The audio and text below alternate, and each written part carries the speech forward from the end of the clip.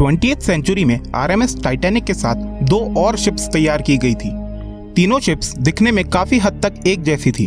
RMS Olympic, RMS Titanic और एचएमएचएस जिएंटिक। इन्हें Titanic की सिस्टर शिप्स भी कहा जाता था। 1912 में टाइटैनिक के डूबने के बाद जिएंटिक का नाम बदलकर ब्रिटानिक रखा गया। तो आखिर क्या हुआ टाइटैनिक के डूबने के बाद उसकी इन सिस्टर शिप्स के साथ? जानने के लिए वीडियो को एंड तक देखना ना भूलें।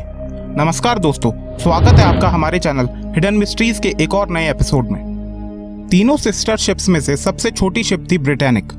ब्रिटानिक कॉन्सेप्ट का लॉन्च 13 नवंबर 1911 में हुआ था और 1915 में यह बनकर तैयार हुई।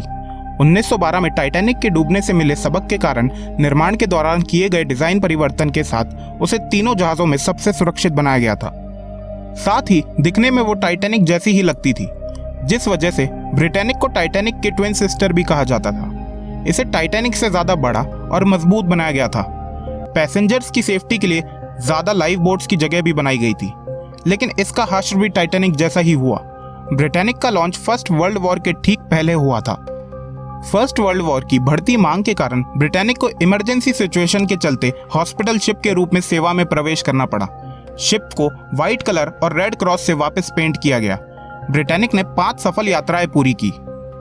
21 नवंबर 2016 की सुबह ब्रिटानिक किया आइलैंड की ओर बढ़ रही थी। तब समुद्र के अंदर एक एक्सप्लोजन हुआ। कई सारे डॉक्टर्स और नर्सेज ने तुरंत रिएक्ट किया और अपनी पोस्ट को छोड़ दिया। वहीं कुछ लोगों ने सोचा कि जहाज कोई छोटी बोट से टकरा गई है। शिप के कैप्टन्स ने इमरजेंसी घोषणा की और क्रू मेंबर्स लाइफ बोट्स तैयार करने लगे। 10 मिनट में ब्रिटानिक उसी हालत में थी जिस हालत में 1 घंटे में टाइटैनिक थी।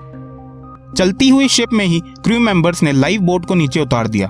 एक्सप्लोजन के 55 मिनट के अंदर ही ब्रिटानिक समुद्र में पूरी तरह डूब गई, जबकि टाइटैनिक आइसबर्ग से टकराने के 2 घंटे 40 मिनट बाद डूबी थी।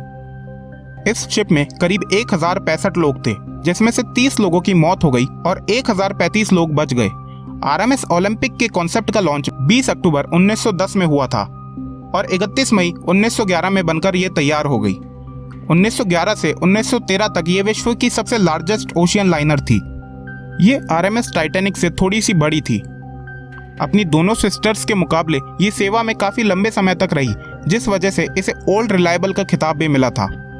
14 अप्रैल 1912 में जब टाइटैनिक आइसबर्ग से टकराई, उस वक्त ओलंपिक वापस न्यूयॉर्क लौट रही थी, तो शिप के वायरलेस ऑपरेटर को टाइटैनिक के ऑपरेटर का इमरजेंसी कॉल आया, जब वह टाइटैनिक के लोकेशन से करीब 913 किलोमीटर दूर थी।